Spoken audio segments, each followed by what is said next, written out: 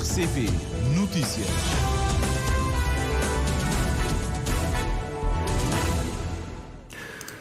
Horas em Cabo Verde, seja bem-vindo ao Jornal da Tarde. Começamos com os títulos. É ainda este ano que a Brava vai ter a primeira desalinizadora 100% solar do país. Francisco Carvalho diz aguardar provas da denúncia de indícios de corrupção na Câmara Municipal da Praia feita pelo inspetor Renato Fernandes. Suicídio é a principal causa de morte por causas externas em Cabo Verde. Situação debatida hoje na mesa redonda Suicídio Vamos Conversar, promovida pelo INSP. Campeonato do Mundo de Kitesurf começou hoje na Ponta Preta, Ilha do Sal. Morreu Alexei Navalny, principal opositor do presidente russo Vladimir Putin.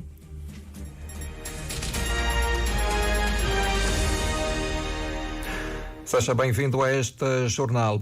Brava é a ilha que vai acolher ainda este ano a primeira desalinizadora 100% solar do país. Com essa infraestrutura financiada por Luxemburgo no valor de 6 milhões de euros, os bravenses vão ver resolvido de vez o problema de quantidade e qualidade da água.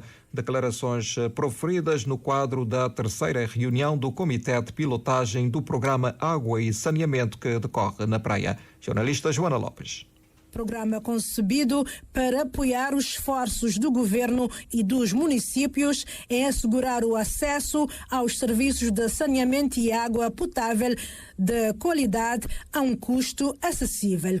O ministro da Agricultura e Ambiente ressalta o investimento na desalinizadora da Brava com um olhar sensível ao clima e também à transição energética. Brava, onde nós vamos ter este ano uma desalinizadora que vai resolver o problema também, não só da quantidade, mas da qualidade de água para as pessoas, levando a água desde a beira-mar até, digamos, as zonas mais altas da ilha, num projeto que agora acaba por custar, incluindo todas as infraestruturas, se não estou em erro, cerca de 6 milhões de euros, dentro de um conceito de Brava Ilha Sustentável. Portanto, uma desalinizadora que vai ser 100% solar, o que significa termos investimentos com um olhar também no futuro muito sensível ao clima e que leva em conta toda a política nacional referente à transição energética. E mais 6 milhões de euros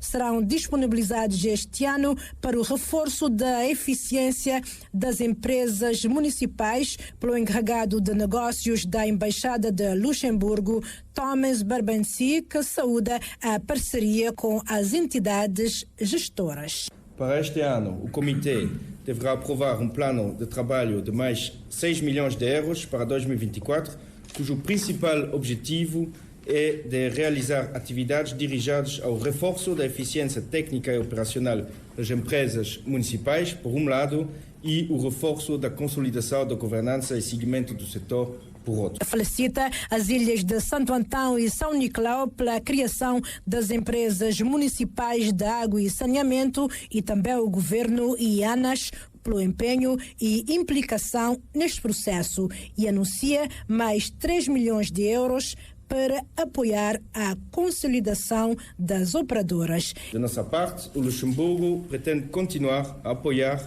a consolidação das operadoras, dedicando uma especial atenção aos primeiros passos das águas de Santo Antão e da água de São Nicolau. Neste sentido, em 2024 e 2025, continuaremos a assistência técnica especial a estas duas empresas, caso estejam em medida de receber, orçada em mais de 3 milhões de euros. E para os próximos 3 anos, Luxemburgo promete continuar com todo o suporte aos esforços para reduzir as perdas de água nas redes da praia em 6 bairros da capital e no Porto Inglês no meio. A reunião de hoje também serviu para analisar o trabalho previsto para suportar as reguladoras ANAS e ARMA.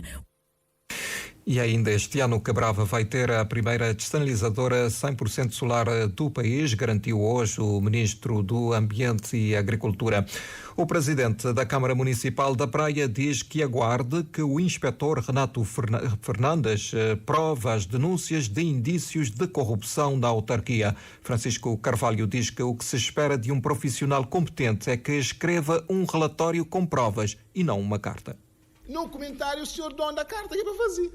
E é você homem que escreve carta, ele é para beber de carta. E fala de indícios de corrupção E prova. E ele consegue essa esfera. Ele, a boa alguém, ali. Tem um coisa que assim. Alguém está sem na rua, papi. Está falando que ele parecema aquela. Assim, se te danhar de. Não. Estás de prova. Estás de prova. Anexa a prova. Que assim é. Que alguém lê carta, assim. Está bem no anexo, está a prova no anexo. Já nota. É assim que deve ser. Acordamos que o auditor Renato Fernandes pediu a demissão do cargo de diretor do Gabinete de Auditoria Interna da Câmara Municipal da Praia, alegando não concordar com situações de irregularidades, ilegalidades e ambiente de corrupção instalada na autarquia.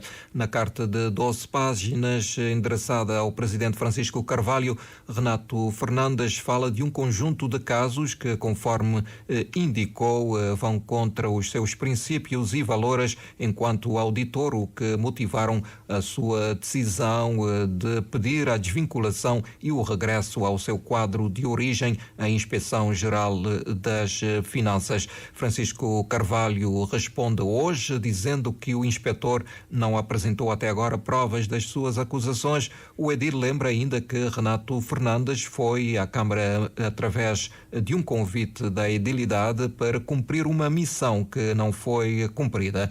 O presidente da Câmara da Praia foi ainda questionado sobre a sua recandidatura à liderança da autarquia. Francisco Carvalho diz convicto que vai voltar a ganhar as eleições. Não se prepara para não ganhar a eleição na praia. Para modo de povo que crê. É como aquele homem que fala, se toma praia. O presidente da MPD não se toma praia. Quer dizer, se não é que uns meninos se jogam bola, eu tenho que falar, ganha a bola. Não, o assunto é tão sério. Eleição é uma coisa tão sério. Vontade popular é tão sério. É para respeito. Democracia, a essência da democracia é aquele. Você concorda com a eleição, está sem resultado de urna, você obedece. Vontade do povo, obedece. Agora, você passa por a vontade do povo, de uma forma superficial e banal, você fala assim, não se toma aquele caulhar. Aquele está para esse jogo de meninos pequenotes com carambola. Eleições autárquicas que estão previstas a acontecer em setembro ou outubro deste ano. Francisco Carvalho, entrevistado hoje à margem de uma visita da senadora cabo-verdiana do estado de Massachusetts, Liz Miranda, que disponibilizou para ajudar a autarquia a procurar apoios nos Estados Unidos para fazer face aos desafios nas áreas do saneamento e habitação. Essas preocupações foram apresentadas pelo autarca Francisco Carvalho, a senadora pelo estado de Massachusetts, como dissemos, que esteve de visita esta manhã à autarquia. Pormenores com a jornalista Edneia Barros. De visita a Cabo Verde, a senadora pelo estado de Massachusetts, Liz Miranda, passou nesta sexta-feira pela autarquia praiense. O edil Francisco Carvalho apresentou a Liz Miranda alguns desafios cuja resolução considera prioritária. Nós não apresentamos 3 prioridades. Um primeiro é caminhão de lixo. Um segundo prioridade é contentor, mas de ferro. Para modo de plástico passa da polônia. Então, de ferro. E a terceira prioridade que é importante para nós é a questão de investidores na sede descendentes, que estão na América. Tem um milionário na América, cabo-verdiano, que pode então investir ali na Cabo Verde, ali na praia. Que essa terceira prioridade que não apresenta ali. Mas no decorrer de conversa, a senhora vereadora também torna a trazer aquela questão de teto. Tinha casa na praia que tem teto, que está degradado, que está chove, e tinha casa na praia que tem casa de banho, que pessoas que têm dignidade. E para conferir esses desafios, a autarquia levou a senadora Liz Miranda para uma visita aos bairros de Água Funda e Alto Safende. A senadora mostrou a abertura em procurar parceria para apoiar no desenvolvimento de Cabo Verde. Nós temos oportunidade para bem ali, para bem ajuda. Se o doutor pode bem ali, ajuda na coisa de médico. Se o professor, eu também trabalho na coisa de educação. A minha é uma mulher que é na política, que bem ajuda mulheres com seus leadership. Amor, não querer para trás com periodidades e tudo desse. Outro desse que é equipamento de coisa de esporte. Outro desse também tem caderno com coisa de escola. Outro desse quarto banho. A senadora Liz Miranda também apresentou ao presidente da Câmara Municipal da Praia o seu projeto intitulado Ano de Regresso, que visa trazer descendentes de cabo-verdianos para a comemoração dos 50 anos da independência de Cabo Verde. Extinta há mais de 20 anos, a empresa pública de abastecimento, conhecida por EMPA, não viu até hoje as contas publicadas. Uma situação que o presidente do Sindicato da Indústria, Serviços, Comércio e Pesca, SISCAP, diz estar empenhado em resolver. É que lembra Eliseu Tavares, ainda um grupo de antigos trabalhadores que aguarda pela conclusão do processo, visando o pagamento da última tranche de indemnização, conforme ficou estipulado. E os trabalhadores que ainda vivem, que estão vivos, estão desesperadamente à espera do fecho do processo. Tivemos algumas intervenções até ao nível do Parlamento e temos um compromisso do Vice-Primeiro-Ministro em que este ano, 2024, será o ano que vão ver para o processo dos ex-trabalhadores da EMPA. Eletra e Emprofac também preocupam o presidente do SISCAP. A venda dessas duas empresas, já anunciada pelo governo, não pode ser feita à custa dos direitos dos trabalhadores, avisa Eliseu Tavares. As privatizações da Eletra e da Emprofac, não sendo as únicas, mas são privatizações que nos preocupam, tendo em conta que são duas empresas estratégicas no contexto nacional, duas empresas que têm no seu seio milhares de trabalhadores, e se do processo da privatização não resultar benefícios para os trabalhadores, como infelizmente tem sido em alguns casos, será uma grande preocupação, porque infelizmente os últimos processos de privatização não têm sido as melhores e as consequências para os trabalhadores têm sido nefastas. Em relação à imobiliária fundiária e Habitat, IFH, a aposta do SISCAP é influenciar uma alteração aos instrumentos de gestão nesta empresa, uma prática que Eliseu Tavares pretende ver também implementada na Eletra. No caso da Eletra, do Acordo Coletivo de Trabalho, no caso da IFH, do PCCS, que é de 2004, portanto desatualizado, e nessas instituições esses instrumentos de gestão prejudicam e de que maneira os trabalhadores. Um conjunto de desafios anunciado hoje pelo presidente do SISCAP a propósito das comemorações dos 32 anos da criação da organização sindical. Câmaras municipais e empresas privadas de segurança são outros serviços aos quais o SISCAP promete estar atento, tudo, assevera Eliseu Tavares, para salvaguardar os direitos dos trabalhadores. No passado mês de janeiro, houve cerca de 10 suicídios na ilha de Santiago, uma preocupação que leva o Instituto Nacional de Saúde Pública a realizar uma mesa redonda sobre o tema Suicídio. Vamos conversar. O relatório estatístico de saúde de 2020 mostra que Cabo Verde registrou um total de 49 casos de suicídio, sendo 4 do sexo feminino e 45 do sexo masculino. Maria da Luz Lima, presidente do INSP, considera anormal o registro de 10 suicídios em janeiro. Ailson Martins. A presidente do Instituto Nacional de Saúde Pública, Maria da Luz Lima, afirma que é hora de pensar os fatores protetores e de riscos associados ao suicídio para evitar um aumento de casos durante este ano de 2024. Neste mês de janeiro até agora já houve um aumento anormal de casos de suicídio. Então este aqui é um ponto que nós achamos fundamental também para realizar esta conversa aberta.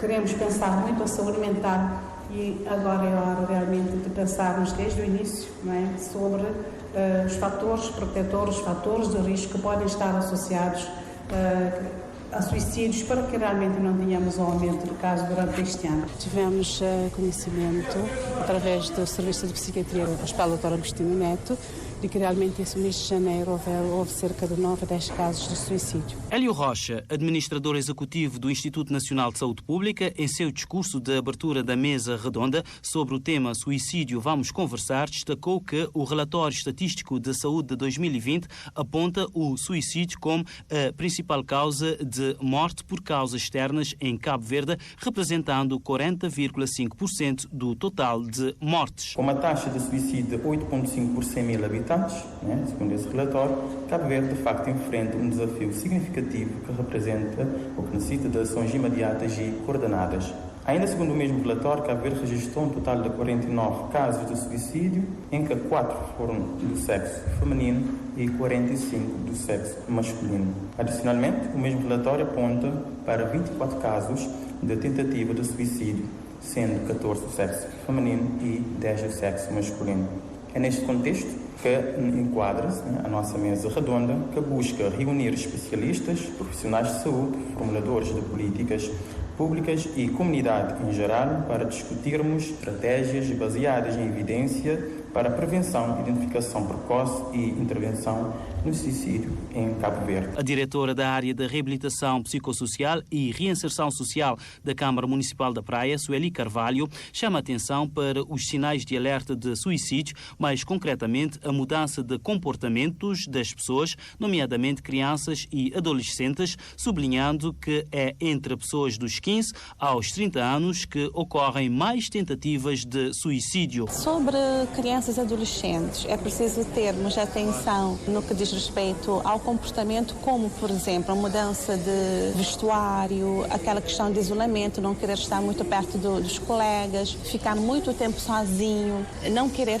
brincar, ou seja, fazer as atividades normais, habituais daquela faixa etária. O Instituto Nacional de Saúde Pública está a realizar essa mesa redonda no ano em que o Governo declarou 2024 como o ano de saúde mental, com o lema Saúde Mental, Prioridade e Compromisso de Todos.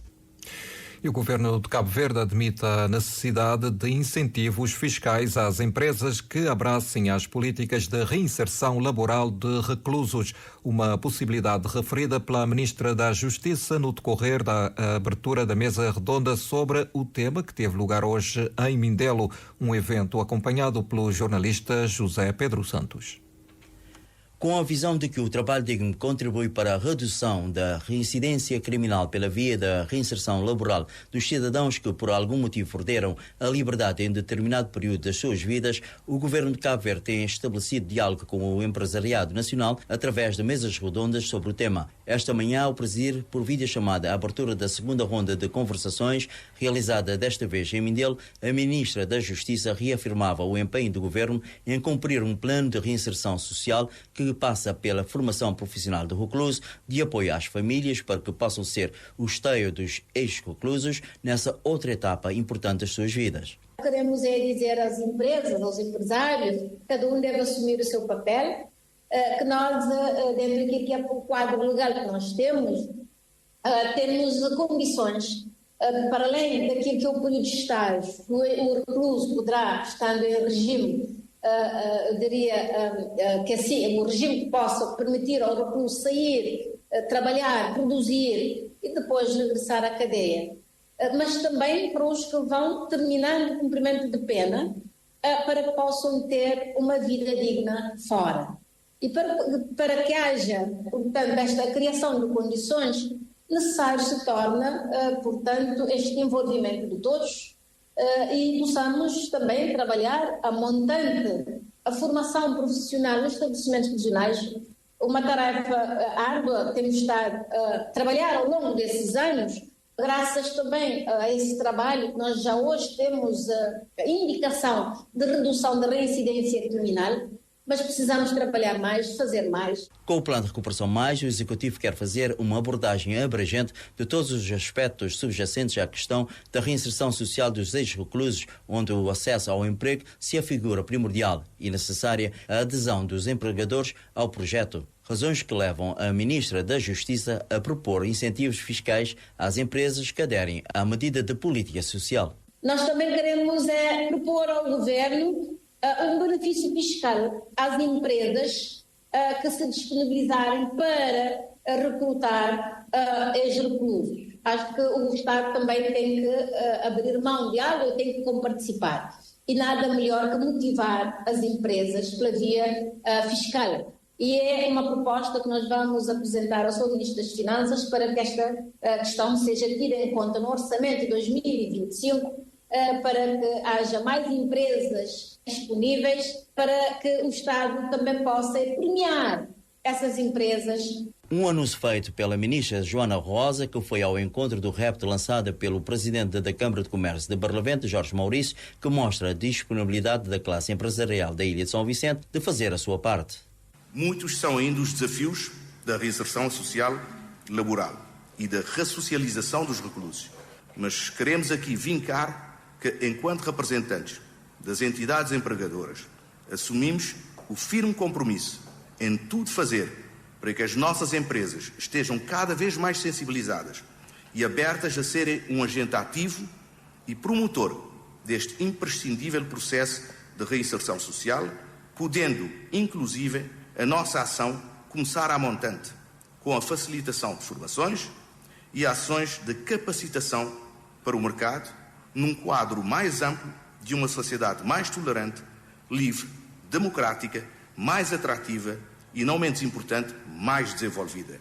Na certeza de que a Sra. Ministra, e conhecedora desta realidade, possa empreender as necessárias reformas e ajustes, pois a grandeza do homem, via o trabalho digno, continua a ser um valor social insubstituível. Ciente de que o processo de reintegração social de reclusos é desafiante, comportando riscos de reincidências, o Ministério da Justiça propõe edificar um sistema de acompanhamento dos ex-presidiários abrangidos pelo Programa de Reinserção Laboral. Bernardino Gonçalves preside a Comissão para a Execução do Projeto Jubileu dos Jovens Cabo-Verdianos, em que se espera a participação de 50 mil jovens, independentemente do credo que proferem. A comissão, jornalista Ernestina Lopes, foi impulsada esta manhã. A equipa ora impulsada irá coordenar e executar o projeto Jubileu dos Jovens Cabo-Verdianos, um dos maiores eventos da juventude em Cabo Verde. O projeto para Bernardino Gonçalves, que lidera a equipa, reveste-se de grande importância. Então, esse projeto de Jubileu de Jovens Cabo-Verdianos, ele é uma grande oportunidade de nos munir de jovens de ferramentas.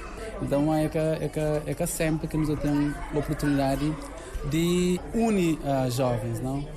Então, esse propósito é de trazer jovens de tudo vertentes. Jovens que estão no desporto, jovens que estão na arte, jovens que acreditam, jovens que não acreditam. Então, esse projeto é uma oportunidade também de preparar jovens, quer intelectualmente, preparar jovens, quer a nível emocional, e, sobretudo, também prepara jovens do ponto de vista espiritual, não? Espiritualmente, para jovens estar bem preparado para superar direito esse tempo que é tempos exigentes. O evento, que tem como lema Animados pela Gratidão e Guiados pela Esperança, enquadra-se nos 500 anos da Diocese de Santiago de Cabo Verde em 2033. António Ferreira, presidente da Comissão Executiva da celebração, apela a todos para uma reflexão profunda sobre este tema. Que toda a gente, não só jovens e adultos, tenham e meditem, parem, reflitam neste tema que temos a trabalhar. Isto, direto e indiretamente, todos serão atingidos. Esta celebração é uma só celebração, vamos celebrando várias etapas. Estes jovens católicos convocam todos os outros jovens para prepararem este jubileu. Por isso, esta comissão ad hoc que foi preparada é justamente para trabalhar a nível nacional, porque se era só para os jovens católicos, temos o Secretariado de Anos de Juventude. Nós contamos a juventude partidária, também das outras igrejas, também os jovens que não acreditam em Deus, não querem crer ou não creem. Por isso vamos ter muitas atividades, vamos ouvir também estas juventudes todas, onde é que podemos trabalhar juntos, em separado, mas para o bem da nação, temos que querer o bem da nação. Jubileu dos Jovens Cabo-Verdianos, que acontece no mês de agosto. E agora uma notícia triste do setor do desporto, o desporto cabo-verdiano, o futebol em particular, está de luto. Morreu uma das grandes figuras do futebol de formação aqui no país, José Maria Lobo, conhecido por Djeji, morreu ontem no Hospital Agostinho Neto, na cidade da Praia, onde se encontrava internado. Djeji dedicou mais de 30 anos da sua vida à Escola de Formação Integral de Futebol, a EPIF, fundado em 1990. Depois de ter jogado futebol em alguns países da Europa e de ter criado uma escolinha de futebol em Versalhes, na França, Djeji resolveu regressar para Cabo Verde e colocar todo o seu conhecimento ao serviço da formação de crianças e jovens. Em 2021, no programa Origens da Rádio de Cabo Verde, com a jornalista Nani Vaz, Djeji recordava os primeiros passos que culminaram com a criação da escola EPIF. Tudo começou ainda em França, quando desenvolveu um trabalho com crianças em Versalhes. A autarquia local gostou quando Djeji regressou para Cabo Verde. As autoridades daquele município francês decidiram ajudá-lo. Quem também decide, que o Presidente da Câmara decide dentro de Cabo Verde, não que o Presidente está fazendo, é quase um contentor de material. Para o apoio grande. Depois é dinheiro, que a Tati me devia dar para trabalho, que faz durante tudo que temos que me nega, eu falo, não merece. E tudo que ele bem empregado ao serviço da escola, me põe um prédio que faz, me conhece uma mulher que está nos Estados Unidos, tudo alguém sabe lá na Várzea, me pôs escola lá dentro. Primeiro andar, segundo andar, espaço para o quarto. Tudo ao serviço da escola. Portanto, vamos fazer tudo. E tudo em grosseridade, portanto, minhas viaturas. A escola EPIF foi criada com uma grande preocupação em formar integralmente as crianças, ou seja, para o futebol e para a vida, diz Djeji. Hoje o futebol era o maior veículo que eu podia utilizar para ajudar meninos. Aí que se cria a escola com aquele vertente, sobretudo, antes de tudo, de educar antes de tudo. Aproveita o futebol para um menino que ele vontade de bem ter hoje jogo, ajuda e tal, aquele outro. Claro, que eu sei tudo que é material desportivo e um encanto, penso que eu tinha já. Fazer tudo aquela cinematografia ali para me pôr atrair criança e, sobretudo, para mostrar-me quem que ouve a hora que você fala coisa, antes de treino. Então, eu não sei que ouve, mas o cérebro tem uma parte de cerebral que registra as coisas que eu estou a falar e o que ouve. Depois eu tenho hoje. Todo dia, ao longo de 1990 até agora, tem uma filosofia na escola EPIF que é, tanto que para mim ele é uma escola de preparação integral, escola para educar integralmente as crianças dentro de limitações de Djeji e tudo monitores que se trabalha com ele, e outros demais, na ajuda meninos. Ao longo de mais de 3 décadas passaram pela EPIF centenas de crianças e jovens, muitos deles vieram a seguir uma carreira profissional no futebol, muitos até chegaram à seleção nacional. E vamos agora, neste jornal em direto à Ilha do Sal, termos com o colega jornalista Moisés Évora. Moisés, muito boa tarde. Começou hoje na Ilha do Sal, na praia de Ponta Preta, o Campeonato Mundial de Kitesurf. Como é que têm decorrido as provas até este momento, Moisés Évora? Sim, muito boa tarde para ti, para o auditório da Rádio Pública. Já estamos então com a competição a decorrer em Ponta Preta e já há pessoas também chegando a Ponta Preta para acompanhar. A informação nesta altura de que dispomos é que durante o fim de semana teremos as maiores ondas, mas já temos também algumas provas a decorrer e também com alguns cabo-verdianos conseguirem numa primeira fase bons resultados. São os casos de Hendrik Lopes e Joe, atletas que inclusive já falaram para a Rádio de Cabo Verde e que adiantaram que pretendem fazer tudo para que o país saia dignificado desta prova, até porque os atletas cabo-verdianos conhecem bem a Ponta Preta. Mito Monteiro também, que é um lobo do mar, ele que conhece muito bem Ponta Preta, já falou para a Rádio Pública e já sublinhou que quer também continuar a fazer história neste campeonato do mundo. Nesta altura, o que podemos também aqui sublinhar é que há uma imagem muito forte que pode ajudar o turismo, pelo menos a organização já sublinhou isso mesmo. Estivemos à conversa com Joe Silva, a importância também desta prova em termos de marketing para o turismo, e acredita-se também que seja desta vez esta etapa muito importante para Cabo Verde. Então é assim, são 85 os atletas que vão competir. A Cabo Verde faz-se representar por 15 atletas, ou melhor dizendo, há 15 cabo-verdianos em prova, nem todos irão competir para o país, mas todos afinam pelo mesmo diapasão, todos pretendem dar o melhor de si. As ondas, então, de Ponta Preta, em destaque com a Rádio Pública. Acompanhar. Muito boa tarde. Muito boa tarde, agradecimentos a Moisés Zebra a acompanhar esta primeira etapa do Campeonato Mundial de Kitesurf que decorre na praia de Ponta Preta, em que participam 15 atletas cabo-verdianos. Mais um direto neste jornal, desta vez com o jornalista José António dos Reis, que esteve até agora a acompanhar os trabalhos da Comissão, dos deputados das comissões especializadas dos assuntos constitucionais, direitos humanos, segurança e reforma do Estado, e à Comissão de Educação, Cultura, Saúde, Juventude, Desporto e Constitucionais, que estão a finalizar neste momento a discussão e aprovação na especialidade da proposta de lei que estabelece o regime jurídico sobre a dádiva e colheita de órgãos, tecidos e células de origem humana para fins de diagnóstico ou para fins terapêuticos ou de transplantes. José António, muito boa tarde. Chegou-se a concluir os trabalhos, isto é, o diploma foi aprovado? Boa tarde aos estimados ouvintes e também ao Humberto Santos. Neste momento ainda decorrem os trabalhos, Humberto. Faltam ainda aprovar 5 artigos. Neste momento ainda prossegue então a discussão.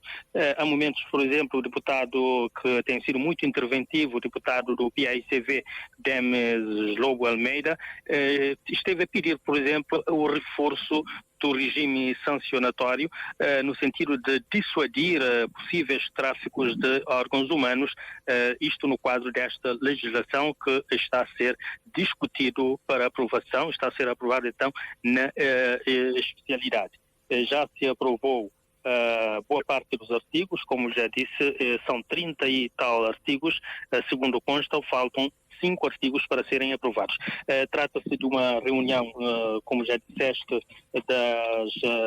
mista das duas comissões, primeira e quinta comissão especializada aqui da Assembleia Nacional, que está a decorrer em formato híbrido, porque boa parte dos deputados estão na plataforma. Também a ministra da Saúde, Filomena Gonçalves, neste momento se encontra a participar nessa reunião via plataforma virtual a partir de Abeba, onde está a participar também na Cimeira da União Africana. Portanto, Humberto, neste momento a discussão tem-se decorrido de forma um pouco consensual, apenas algumas propostas de melhoria no que diz respeito, portanto, à Constituição, ou seja, a reformulação dos artigos, mas como já dissemos, neste momento praticamente todos os artigos já foram aprovados. Mais de 20 e tal artigos já foram aprovados, mas para ser mais preciso, 25 artigos.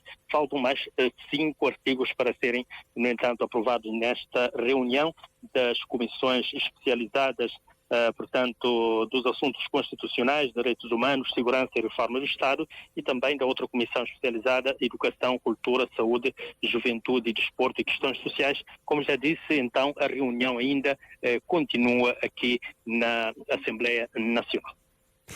Agradecimentos, José António dos Reis. Continuam os trabalhos nessas duas comissões especializadas para aprovar então o regime jurídico sobre a dádiva e colheita de órgãos, tecidos e células de origem humana para fins de diagnóstico ou para fins terapêuticos ou de transplante.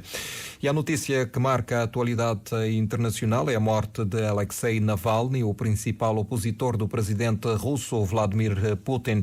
O opositor russo de 47 anos tinha sido transferido para uma colónia penal perto da cordilheira de Uré, no Ártico, no final do ano passado. Estava a cumprir uma pena de 19 anos de prisão. As causas da morte de Navalny estão a ser apuradas de acordo com o Serviço Penitenciário Federal daquela região. Os serviços prisionais referem em comunicado citado pela Reuters que Navalny se sentiu mal depois de uma caminhada e que perdeu a consciência quase de imediato.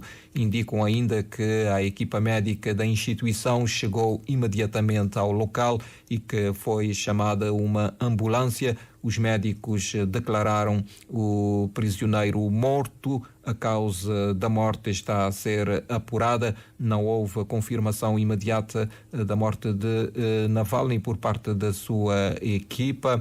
O Serviço Penitenciário Federal de Iamalo-Nenets está a divulgar notícias sobre a morte de Alexei Navalny. Ainda não temos, já temos, aliás, muitas reações a nível internacional sobre esta morte do opositor de Vladimir Putin. Os Estados Unidos falam em tragédia terrível, mas aguardam confirmação. O secretário-geral da NATO exige investigação completa a morte do opositor russo. O ministro dos Negócios Estrangeiros português responsabiliza Putin pela morte de Navalny e também opositores russos culpam Putin pelo que consideram um assassinato. O ex-campeão mundial de xadrez, Garry Kasparov, culpou Vladimir Putin pela morte de Alexei Navalny, que o escritor russo no exílio Boris Akunin diz ter-se tornado imortal. Também o Prémio Nobel da Paz de 2021, Dmitry Muratov, disse que a morte de Navalny foi uma notícia assustadora, classificando-a como o resultado de um assassinato.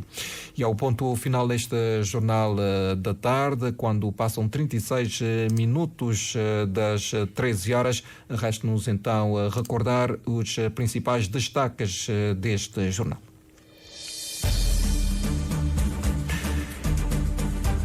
Morreu Alexei Navalny, principal opositor do presidente russo Vladimir Putin. É ainda este ano que Brava vai ter a primeira dessalinisadora 100% solar do país, garante ministro do Ambiente e Agricultura. Francisco Carvalho diz aguardar provas da denúncia de indícios de corrupção na Câmara Municipal da Praia, feita pelo inspetor Renato Fernandes. Suicídio é a principal causa de morte por causas externas em Cabo Verde. A situação debatida hoje na mesa redonda Suicídio Vamos Conversar, promovida pelo INSP. O INSP revelou que só no mês de janeiro ocorreram 10 mortes por suicídio. Ocorrências na ilha de Santiago. E o Campeonato do Mundo de Kitesurf começou hoje na Ponta Preta, Ilha do Sal. Nesta competição participam 15 atletas cabo-verdianos.